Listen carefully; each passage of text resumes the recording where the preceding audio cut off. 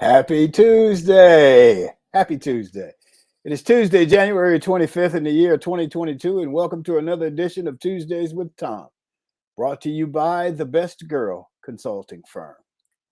Now, if you remember on last week's show, I was surprised with a 1-minute birthday celebration by the staff of Tuesdays with Thom, Emily, Sean, and Joyce. Well, as it turns out, that 1-minute surprise was not enough. They took it even further. My wife told me our son and his family were driving over from Savannah for a family dinner on my birthday, which was Friday night. They were going to drive over and we were going to have a private family dinner. That was the story. We were to meet them at an appointed place at an appointed hour. Our son is a sous chef and he was overseeing the food prep. So there was nothing unusual about any of that. We showed up at the appointed time and the family was there, but there was also another 30 or 40 people and they all shouted, "Surprise!" And I was definitely surprised. There were another 15 to 20 people wishing me happy birthday by Zoom from all over the country. The TWT crew was there: Joyce, Emily, Michael, Barbara, Sean by Zoom from Boca Raton. There was also Nick and little Vanessa and her newborn, RJ and his magic computer that allowed us to zoom in the others from the different states.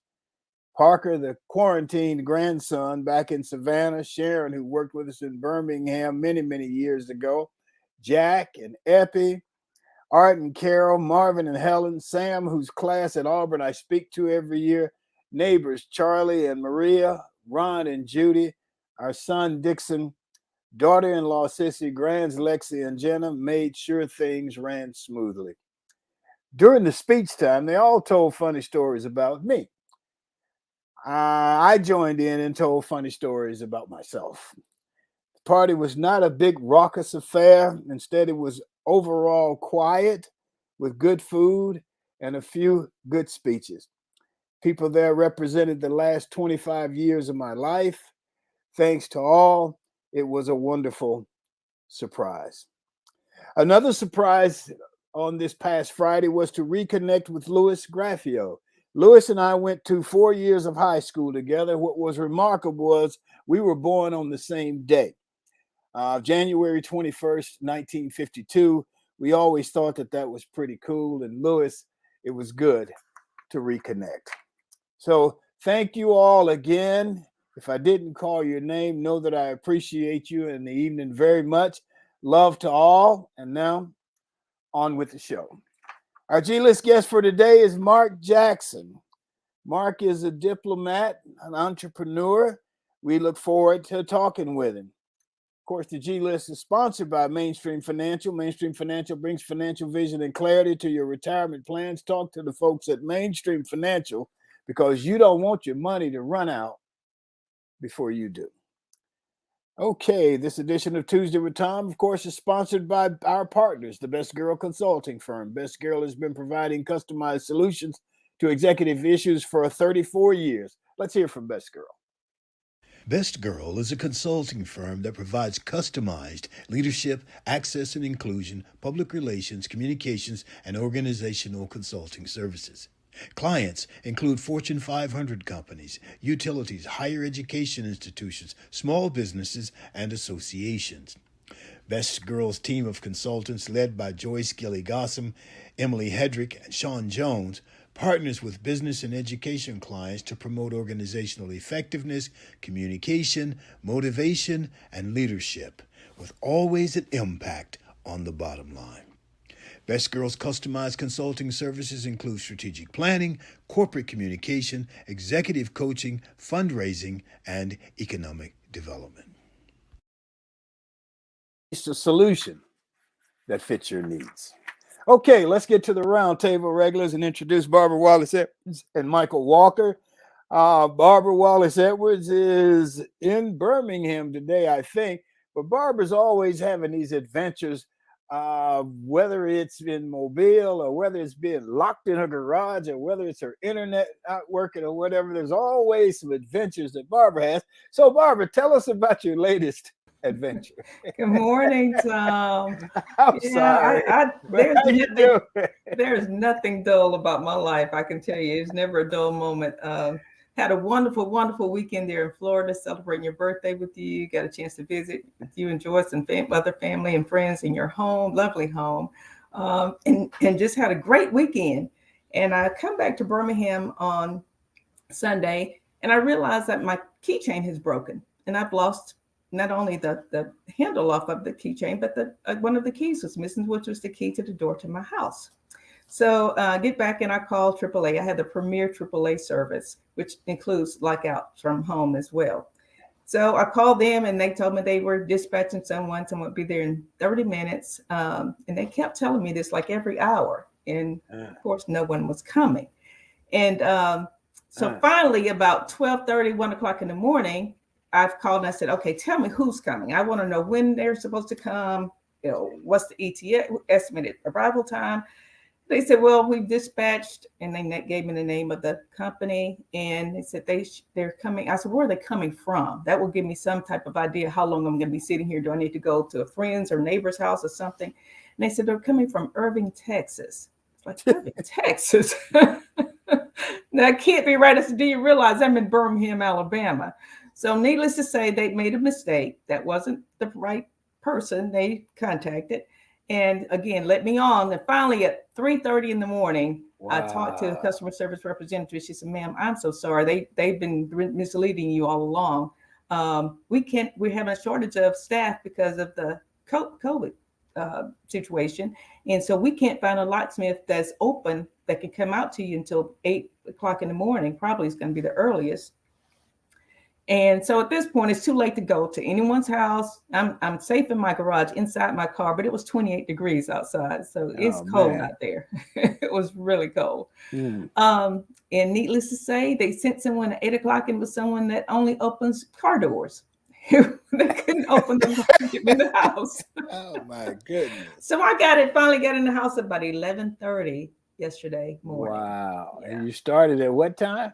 About 9 o'clock. Wow. Yes. Yes. That gives me anxiety about play. I tell you.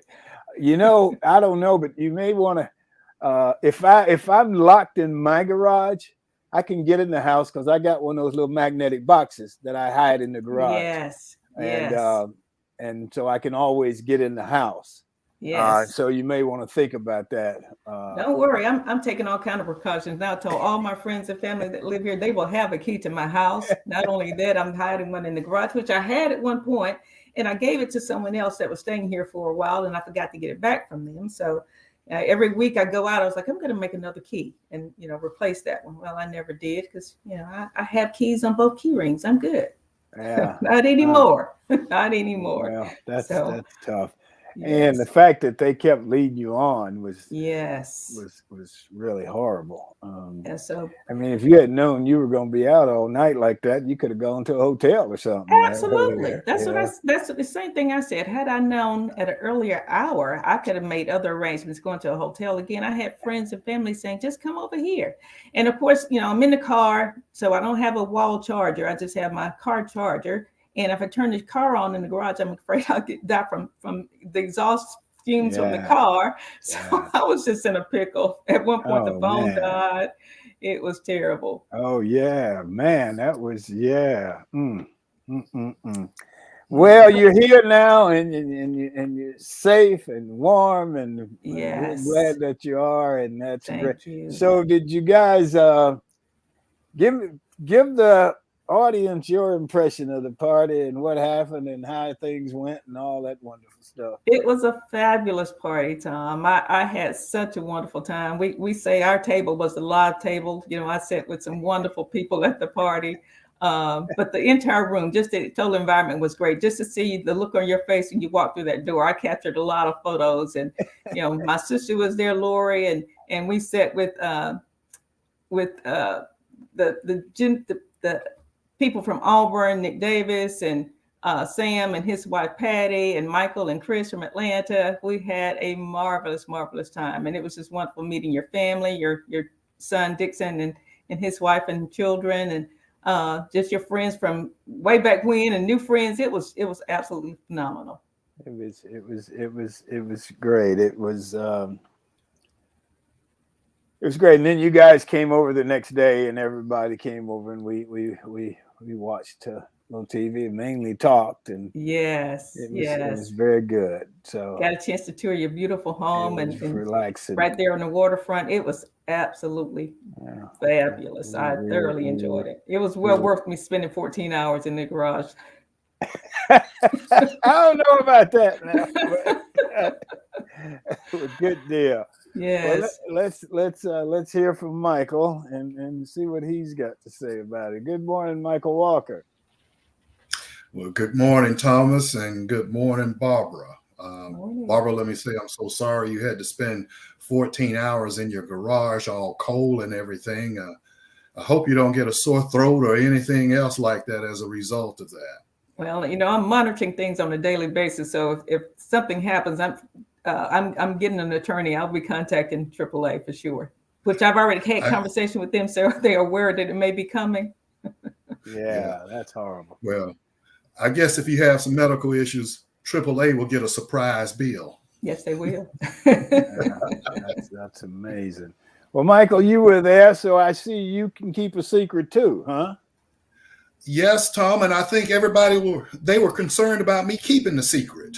Oh, were they? Yes, especially your wife, Joyce, because when she clued me in, and I think it was around August, she told me about it, and she says, make sure you don't tell Thom, because we talk so often and stuff. And I said, don't worry, I got your back. I got it covered and stuff. So, and even up to the day of, because you and I, we talk often about a lot of different subjects. And I was going to call you that Friday while I was in Fort Walton. And Chris was like, you can't call Thom, you'll give it away. She was so paranoid. Whenever we were driving somewhere, she's like, if Thom sees this car that has AU on it and the tag on the back that's fly, he's going to know something up. I'm like, Thom doesn't even come out of the house. I said, he's not going to see us,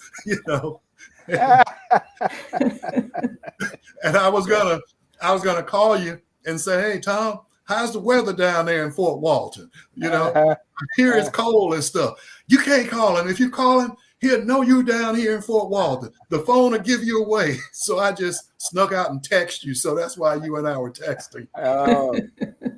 I really didn't. I mean, you all did a great job. I had no idea and no clue. And Joyce told me, a month ago, maybe, or a couple months ago, that we would have a family dinner, and that would pretty much be the celebration, and I was fine with that. And so, when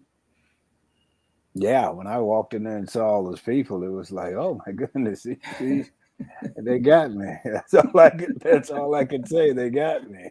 So, well, it was a fun evening. We had a wonderful time. It was a very nice evening, and the next day was very nice when all you guys got to come over and hang out with us. It was very nice. So, and we got a chance to watch our Auburn Tigers beat Kentucky, and now of course they are number one. AP poll number one. So good. Congratulations to Coach Pearl and all the coaches and the team players. It's just phenomenal for Auburn. This is the first, I think, that they've been rated number one. Is that correct? I don't know. Michael may know. First time in program history. That's number what I one. thought. Yes. We have been as high as number two, but this is the first time as number one. Yes. And as low as number. We've been unranked many times, I know.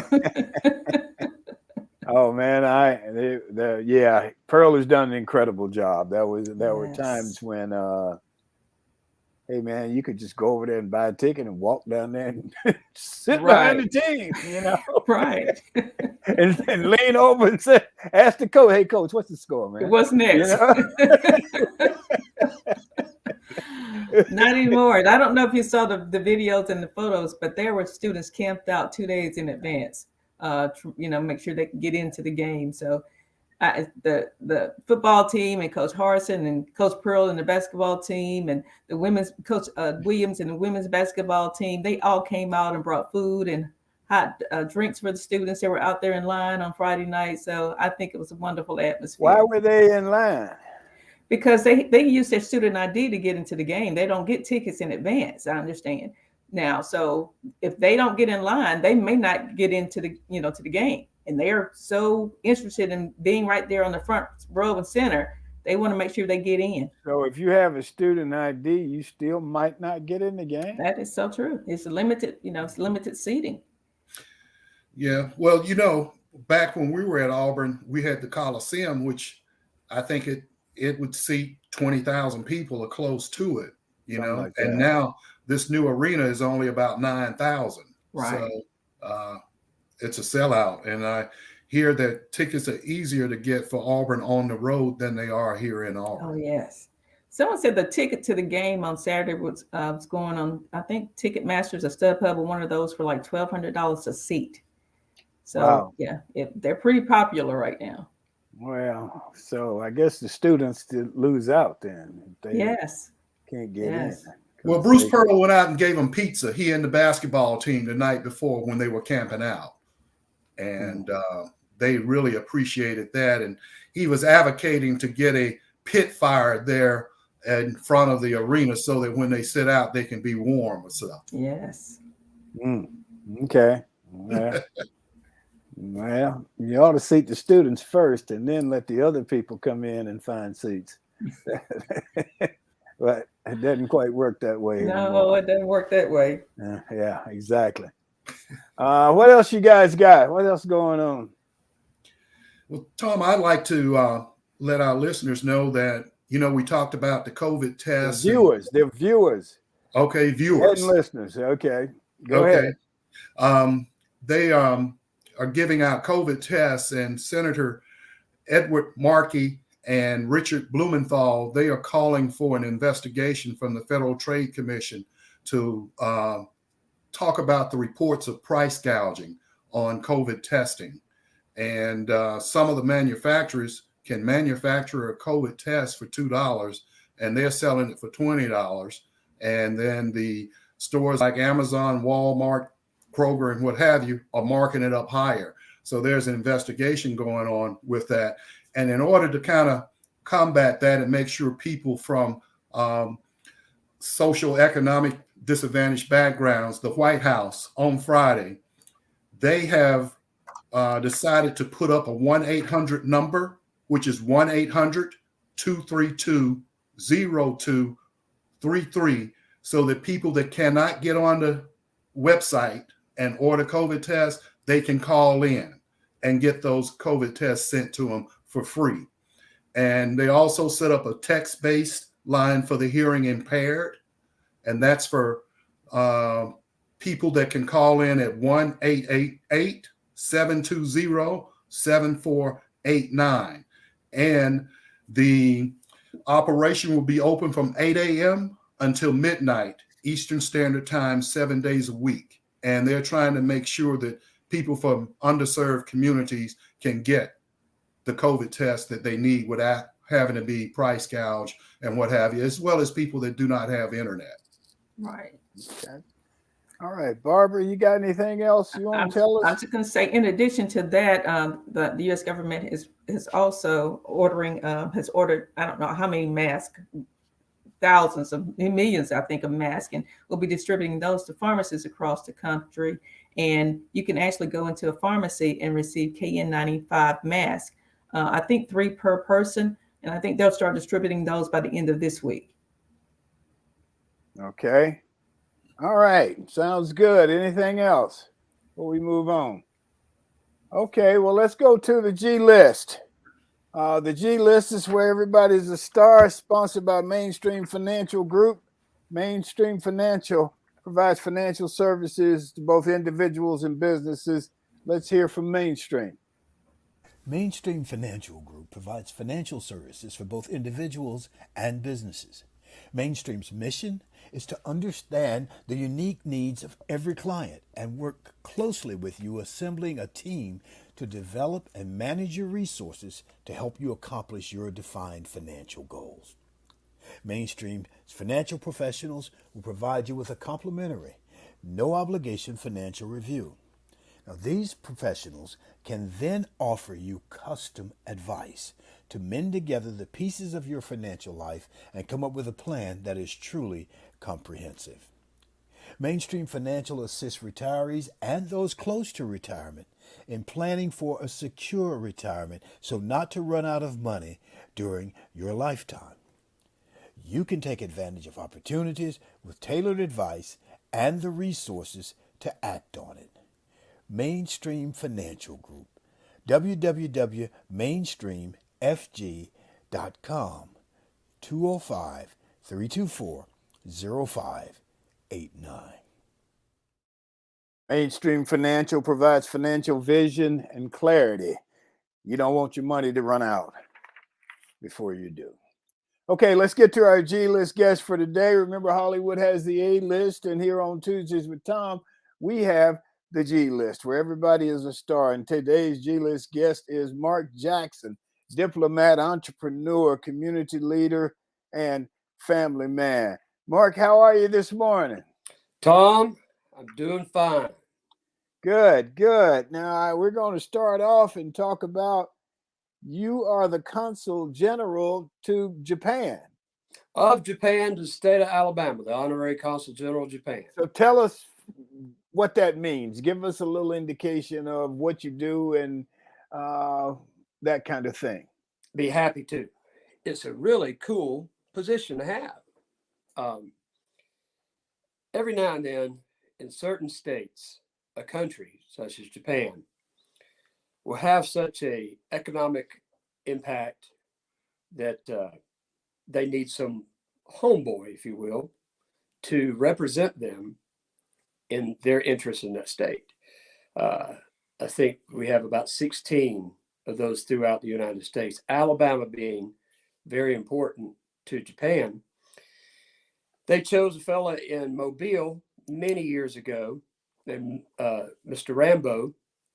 Mr. Rambo served in that position for a long time. After him came a fellow named Elmer Harris, who was the chair I knew him. Alabama Power. Yeah. Elmer was a good friend of mine, good friend of my He was a good father's. friend of mine, a good man. Elmer, I think you must have sat with him in the suite down at the stadium before. I did a couple of times. But Elmer came to me a few years ago and said, Mark, I'm going to retire as Honorary Consul General, and I decided who I want to replace me. I said, Elmer, just let me know who it is. I'll call and set up a lunch. He said, oh, no, it's you. I told him he lost his mind. And I think I'm the only guy still living that's ever told Elmer Harris 3 times no, but still ended up doing what he wanted done. That's really generally what happened with Elmer. To represent Japan, to my home state, and watch what Japan's been able to do here, creating jobs, working with fine administrations in Montgomery, our current administration, the last 4 past generations, all the way back to the days of JVC in Tuscaloosa and Sony Tapes back in the 70s down in Dothan. But everything that has to do with Japan, I get involved in. I'm talking about economics, talking about education. We've actually put together 12 different colleges in Alabama that are paired and have partnerships with Japanese colleges. I was honored, and really honored, to receive an honorary doctorate from Talladega College last year for putting together a program for 23 Talladega students who were able to go to Japan for 10 days, full immersion, paid for by the Japanese government. Wow. And those students all came to my house afterwards. Consul General of Japan was here, and every one of those students had one theme. It was a life-changing event. And to receive that honorary doctorate from Talladega, man, I'm going to tell you something. That was a good speech to write and give. I enjoyed that. But also, we have students, graduates from Alabama over in Japan teaching English. It's a really fulfilling Sounds like position to have. And you get some perks. You got a diplomat tag on my car and a little State Department ID and a little immunity here at the house. So I can talk about anything I want to. But I tell you what's funny. When Elmer asked me, I told him no. And he said, look, I've talked to the Japanese. They want you. I said, I don't know. The answer is no. And he said, I've talked to the governor. I said, well, that's an easy no. And he said, well, I've talked to your daddy. And I said, Elmer, that's not fair. What did daddy say? And he said, well, the world has changed. I fought the Japanese in World War II. Now my son will be their diplomat. How do you argue with that? You don't. Yeah. The only problem about the whole ordeal was I became Honorary Consul General on July 22nd of 2014. My father passed away 5 months earlier. Oh man. Yeah, but he was so happy, so delighted, so supportive to see that relationship that he had in his own family go from World War II to me being their diplomat to our home state. It was pretty cool. That's great. You mentioned earlier, and when you started speaking, you said because Alabama is important to Japan. Tell us about that importance and why. Well, what has happened from an economic perspective? Let's look at that. Okay. Japan has become Alabama's largest foreign direct investor. Birmingham, largest foreign direct investor. In fact, in the research I've done, and some folks at the embassy have done, has shown that the largest single Japanese investment onto U.S. soil happened right here in Birmingham in February 2014, when Dai-ichi Life Insurance Corporation out of Tokyo purchased a homegrown insurance company here in Birmingham, Protective Life. And that has, the value of that was $8.7 billion. And not to think that a car manufacturer up in Huntsville is not a huge investment, but it was less than 1.8 billion. So when you look at that, it's significant. And for a homegrown insurance company right here in Birmingham to grab the attention of a huge international giant like that means we could doing something right. It's great. So a lot of industry happening here, a lot of Japan in Alabama. Our workforce is wonderful. Our recruitment of industry is wonderful. The preparedness, Fitzgerald Washington, our Secretary of Labor in Montgomery, does a great job of making sure our workforce is ready. And that's why we're still sitting around 3% unemployment. So it's, when you got 97% of your people working, somebody's doing a good job. Okay. Why aren't we publicly patting ourselves on the back and say we're doing a good job? Because our politics is always messy, and that's generally what gets the publicity. But obviously we need to talk about what you're just talking about. But go ahead. Well, sometimes folks don't see the forest for the trees because you're in the forest so deep. And Alabama's got a lot of improving to do. Hey, New York City.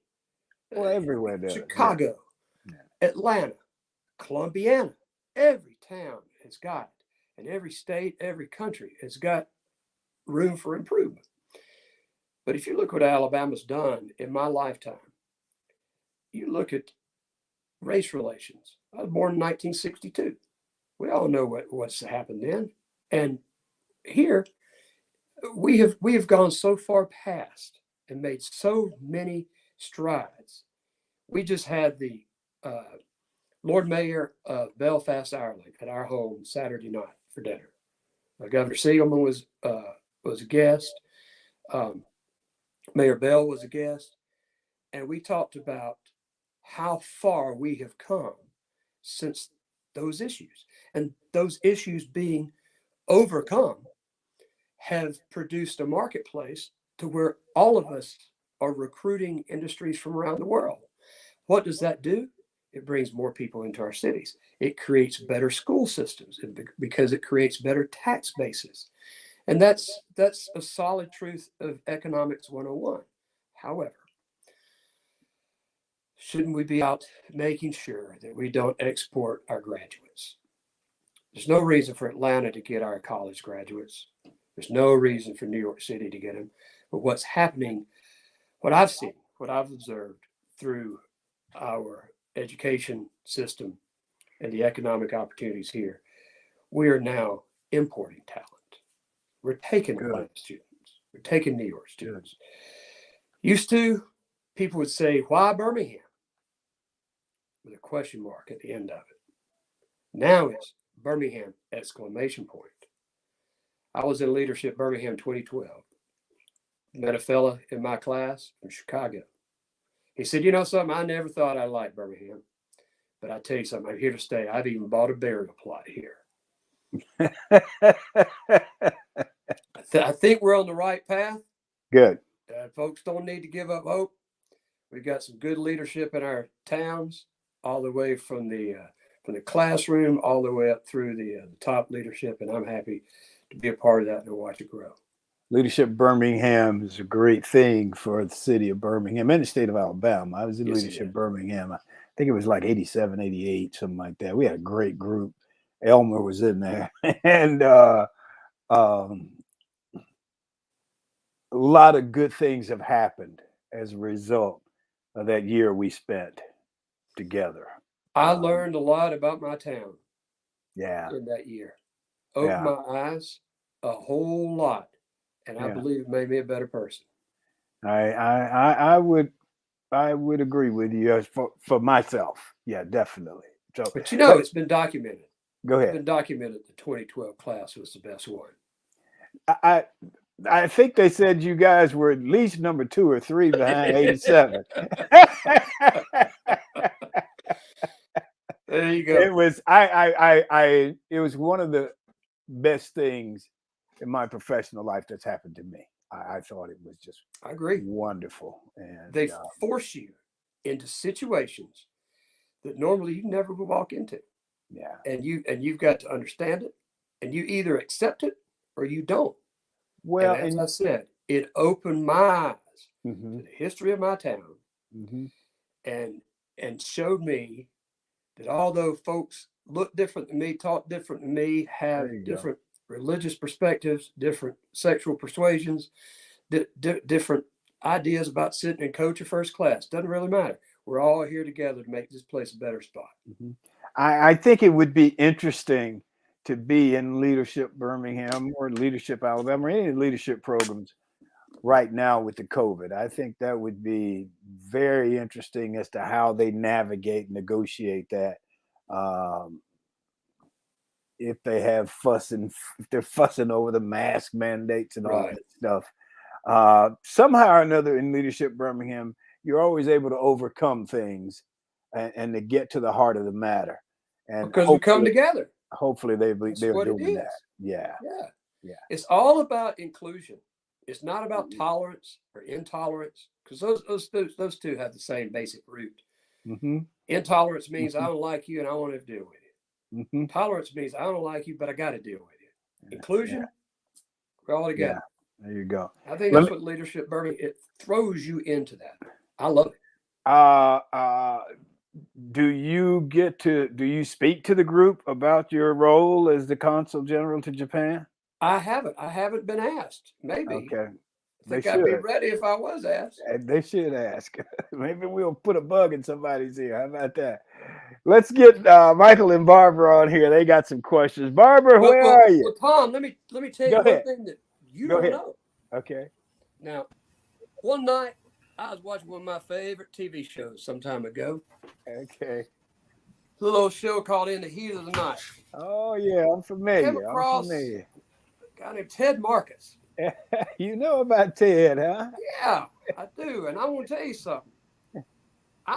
Looks like I'm starting my acting career. Oh, we got a mutual friend, Valton Johnson, who is writing Welcome to Dundrill Heights. Oh, Valton asked me, he said, would you be a part of this thing? And first time, all I did was pull up in my car and help a guy that had been run over when he was on a motorcycle.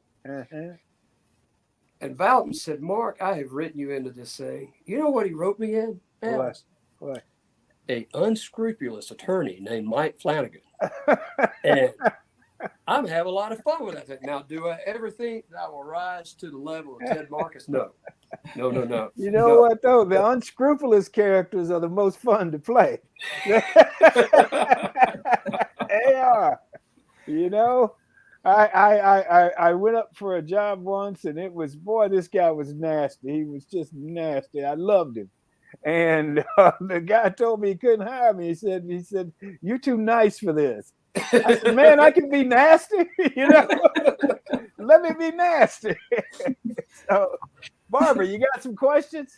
I do. Good morning, Mark. How are you today? Ms. Edwards, I'm doing fine. Great. Thank you. Thank you so much for being with us. And I tell you, looking at your resume, your bio, it is quite impressive, I must say. You wear many hats. You know, you're a Birmingham native, of course, and you are an entrepreneur, a community leader, family man, leader in your church, very active in the community and organizations, nonprofit organizations leader. So I also read that you are direct descendant of British royalty. Tell our viewers about that. Well, that look, I didn't know about that till some years ago. 14th grandson of Henry VIII. Oh, wow. And when I was a little boy, I was adopted.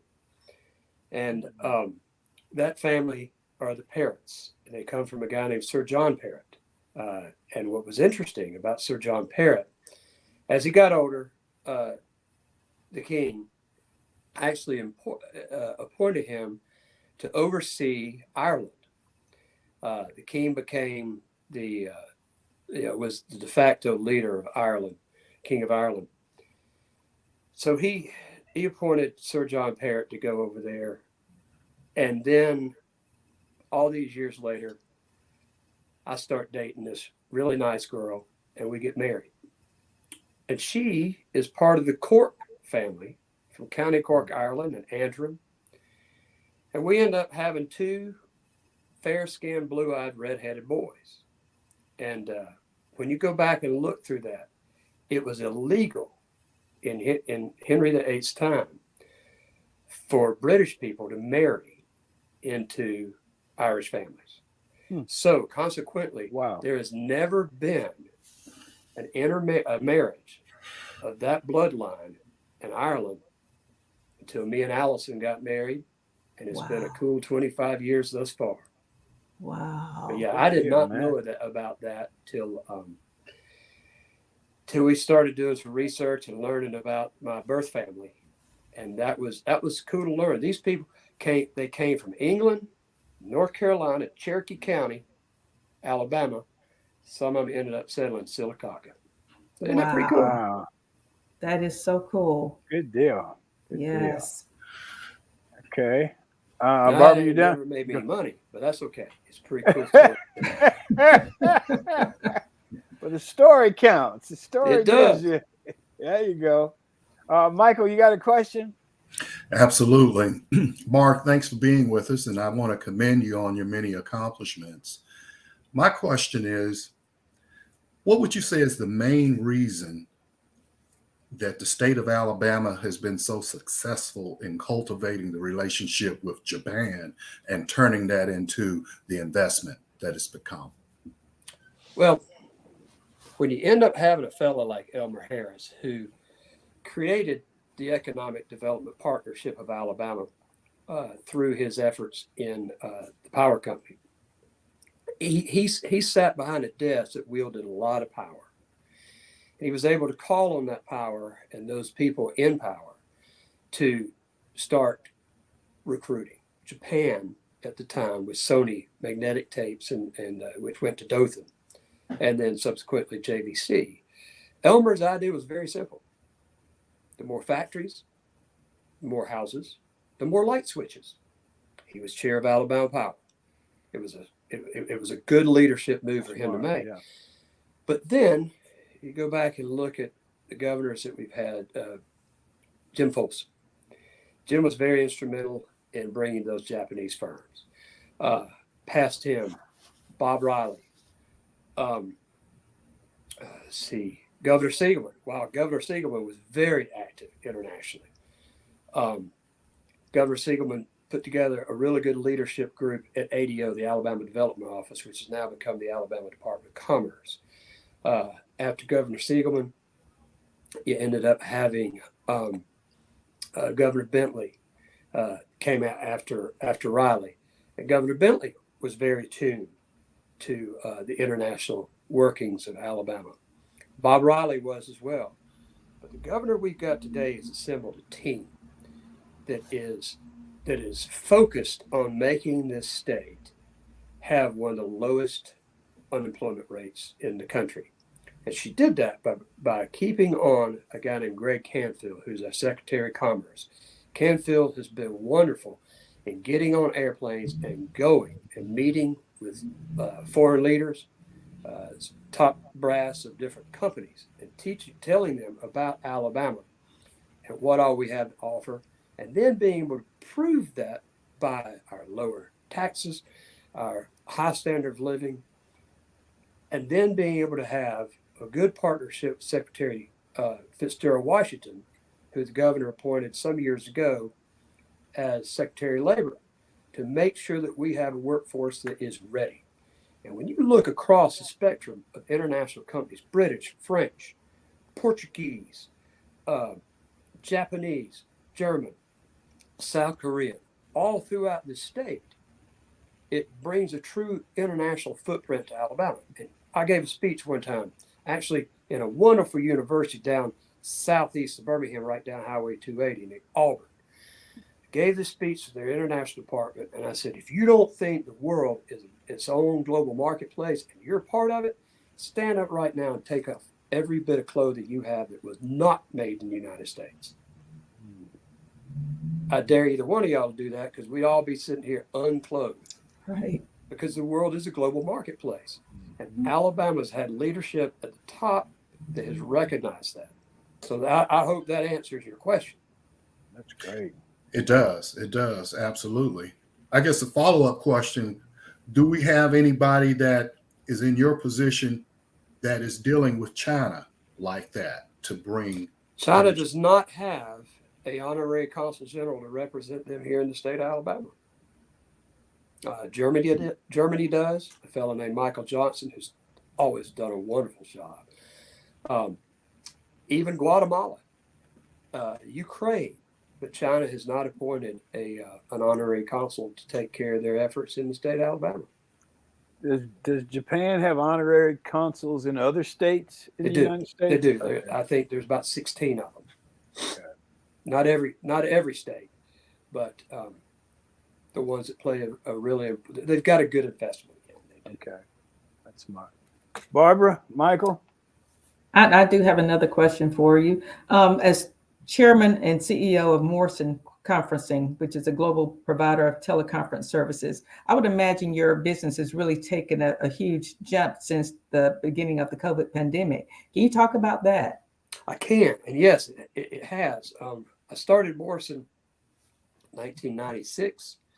Interestingly enough, started the company and then met my wife. So she's had to deal with this entrepreneur stuff all her married life. But Moreson has done a really good job. We have network in 65 countries. However, some of those countries, that market share has gone away from us and gone to some other providers, some other competition.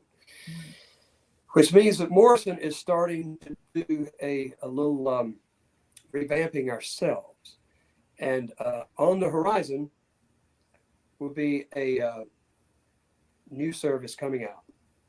I've worked on with a phenomenal executive team over the course of the last 9 to 12 months. Something very secure that will compete with an industry leader and be completely based right here in Alabama. One of the most secure online meeting services ever done. Moreson's had a really good run, especially as you say, whenever we came into this pandemic, the question was, oh no, what do we do from a business perspective when companies they don't come to the office anymore, don't get on airplanes? We saw our business skyrocket. We saw a plateau. And now we're working to do what I heard a guy, Bob Galvin, who was the son of the founder of Motorola. I met him some years ago. And I asked him, what's the success of Motorola, Mr. Galvin? He says, very simple. We create our own replacement. And that's what Moreson's starting to do now. Wow, that's great. And maybe one day, if I'm lucky enough, we'll come back on this show and I'll talk to you a bit more about that new service. It'll be cool. It'll be great. We'd love to have you. Michael, you got another question? Yes, I do. With the advent of the electric vehicle and the lithium battery and all of that stuff, how do you see that playing out in the global market and with Japan? Because I heard just the other day, there's a valley in California that's going to really start to generate that and make us a little bit more energy independent. How do you see that playing out in your role and what we do in the global economy? Well, number one, I believe in the global marketplace completely.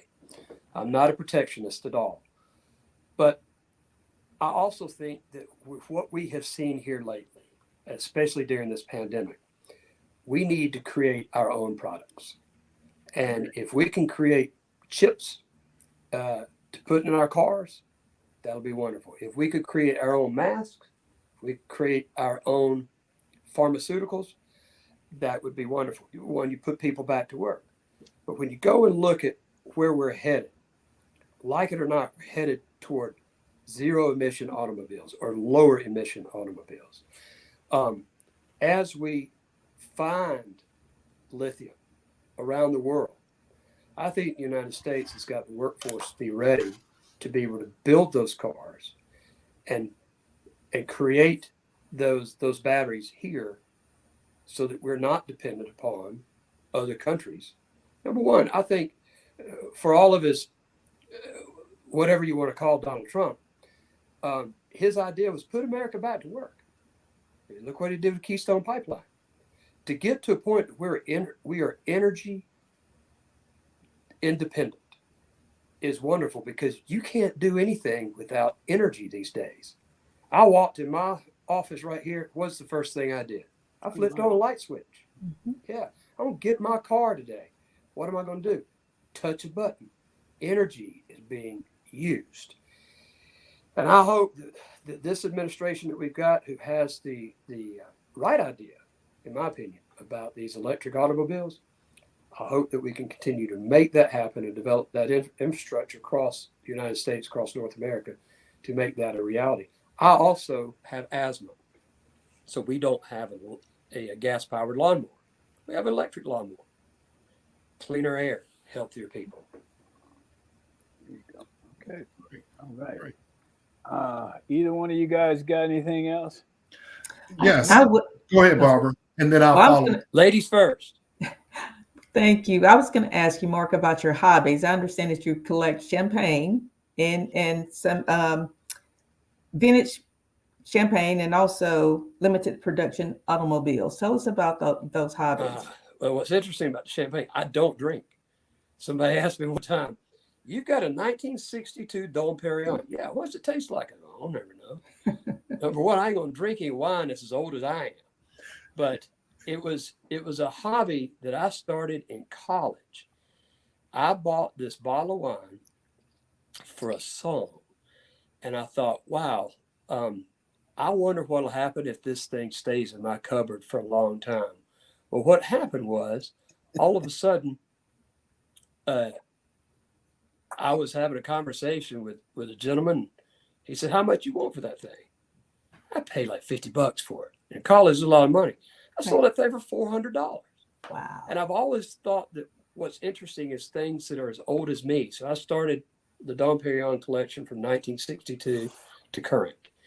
And it's been fun trying to find those. One I found sitting on a desk of a guy that owns a junk shop up in Roxborough, North Carolina.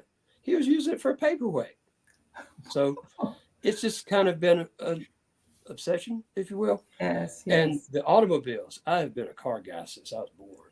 And I've had some pretty cool cars. I had a Zimmer Quicksilver. Look that up. They made 170 of them. And that was a cool car. Also, my father and I had a lot of fun collecting some cars together. And I ended up with his favorite little convertible handmade Buick Riata right here in my garage. Wow. And I drive around in that. And I think at the time me and Daddy did a negotiation to buy that car. Cars are cool, and I like working on them. It's pretty neat. That's cool. That's cool. I also want to tell you real quick, Thom, we talked Go about ahead. traveling earlier. As you travel and as your life changes, you end up with interesting friends. I've got friends all over the world. The Lord has blessed me to have a Rolodex that's really thick. And one day, but there's some very close friends that never knew each other. And my wife said, you need to figure out a way to get these guys together. I sent them all a letter, told them, you meet me at this place, St. Croix, on this date. Some of them, they didn't know each other. Some of them were on the same airplane, didn't know each other. We got there. We had a heck of a time. We went swimming. We went snorkeling. We did all this. Ends up with 7 guys. You know what? My wife has called us. We are the League of Gentlemen. Mm. And we go somewhere in the world every year. Just good friendship and camaraderie. And it's a cool thing to do to grow old with good buddies. Yes, that's awesome. Mark, I got a question quickly here. Paula Rietta Conway, I don't know if you know her. She wants to know if you went to John Carroll High School. I did not. I went to Berry High School. Okay. Graduated in 1980. He went to Berry, I had a lot of Paula. friends that went to John Carroll. Okay. Yeah. Okay. Michael, go ahead with your question. I was going to ask you about the cane that your father had that he used when he was in Japan, climbing a mountain. Oh, wow. You've done your research, haven't you? Yeah, it's cool. It's actually hanging up in my my living room. Above it is a cane that I used to climb a mountain too. My mountain wasn't as tall as his, but he climbed Mount Fuji in 1952. Long story, about really cool story. But he kept that stick, and it has been burned in it, the insignias of the different what do they call them? Those spots on the way, checkpoints on the way up. And he gave that to me. And he asked me one day, he said, look, I'm not going to live forever. I'm going to try to, but probably not going to make it. But what do you want? I said, well, everything, Daddy, but I'll settle for that stick that you climb Fuji with. And I didn't really look at that stick until about 3 years ago when the Japanese ambassador came to visit, Ambassador Sasai. And I handed that stick to him. He looked at the end of it and he said, Mark-san, there's dirt in here. That dirt was from 1952 from Mount Fuji as he was sticking it in the ground and walking up. You come to my house, that's the first thing I will show you is Daddy's stick that he used to climb Mount Fuji. Okay. If we ever have a fire, you can bet I'm grabbing that stick, man. Very big part. Very big part of him. Very Yes. good. Very well. Cool. Thank you, Mark. So I got one more question for you. I'm sitting here looking at it. It's over my right shoulder, so it must be over your left shoulder. What is that on the wall by the flag there? Some animal. Oh, the one that's wearing the hat? I can't see the hat. All I can see is his mouth. That's about as high up as I can see. It's a front. Oh, yeah. Yes. Now I see. Okay. I got that guy. Yeah. I got one over there. But also, I got one on the floor. You, oh, my Oh, goodness. wow. Yeah. Yeah. You got, I enjoy getting outside and doing a little hunting. I don't get to do it that often. My son, my oldest son, Kerry, and I like to go. My youngest son, Jordan, and I like to go fishing. But that guy right there, I got him in North Alabama. The one over there was a mule deer that my son, Kerry, and I went hunting on his 11th birthday over in the Panhandle of Texas. And that bear I got in Northwest Quebec, Canada, in Moffat, Quebec, some years ago. Now, I'm not some guy that'll just shoot, cut a head off and leave the carcass. No, every bit of these animals that was able to be consumed, we put in a stew or on a grill. Wow. okay. All right. A lot of fun. Good. And good relationship building with your sons. Yes. Good. So, Mark, you got anything else you want to tell us before we take off here? Man, we could talk a long time. Life is good. Life is interesting. And sitting here with you fine folks, feels like I got 3 new good friends here. Well, anything that y'all ever need of me, you let me know. We will. We appreciate I guess you. the best thing I can say to you and your viewers is just stay real, and make sure that you're honest. And at the end of the day, when it's time for you to be called to the great beyond, make sure you leave this place better than you found it. There you go. There you go. I got Pat Eddington is a regular viewer, and Pat says her husband was consul to Guatemala for 19 years.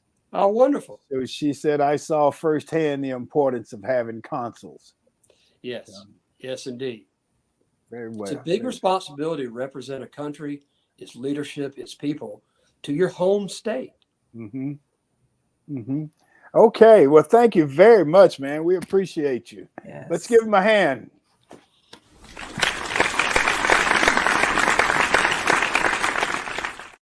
Okay. Well, that was wonderful. Thank you very, very much, Mark. And so let me close out my closing commentary, or as I see it, Jim Jackson. And I saw a Jim Jackson on here earlier, and I'm wondering if that's my Jim Jackson or is that another Jim Jackson? I think that's my Jim Jackson. Anyway, this Friday, a good friend of mine is retiring from Auburn University, Jim Jackson. Jim Jackson ran the videography side of the communications department at Auburn University. I was fortunate to work with Jim for many years on a variety of projects. We shot several Auburn 30-second commercials for the football games. Man, we shot chickens up in Gunnersville, Alabama. We shot presidential messages. We shot so many things over the years. Really, my memory fails me. What I do remember is, like most shoots, there were long days with hours and hours of shooting and editing. Most days were at least 10 to 12 hours. One evening, we wrapped out about 9 o'clock, and Jim announced that he was going to drive home that night. Now, Jim's drive home would have been 120, 130 miles. We have not figured on that day being as long as it turned out, and so we had not made hotel room. He would then, if he drove home that night, he'd have to rise early enough in the morning to get back to Birmingham early enough to do another long day of editing. I said, no, come stay with me. Now, he was somewhat taken aback. We were business professionals. I don't know if we had considered a friendship at that point, but I was inviting him into my home, someone I hardly knew. But we crossed that bridge to friendship, and we've been friends ever since. The occasional lunch, a project for the university, watching his family grow alongside mine. Jim often repeats the story of being invited to stay with me. It made an impact on both of our lives. Jim is one of the wonderful friendships that I've made on my journey through life. He asked me if I would come to his retirement reception this Friday in Auburn. I'll be there. Maybe one of us will tell the story of that night when we crossed the threshold from working pros to a friendship that has lasted over 30 years. And that is how I see it on this day, January 25th in the year 2022. And that's our show for today. I want to thank the audience. We appreciate you. I want to thank Michael and Barbara. Thank our G-list guest, Mark Jackson. Thank our sponsors, Best Girl Inc. and Mainstream Financial Group. Thank Emily Hedrick, the communicator, our producer, Sean Jones, the organizer. Remember, enjoy yourself. Make every day count. Stay safe and peace.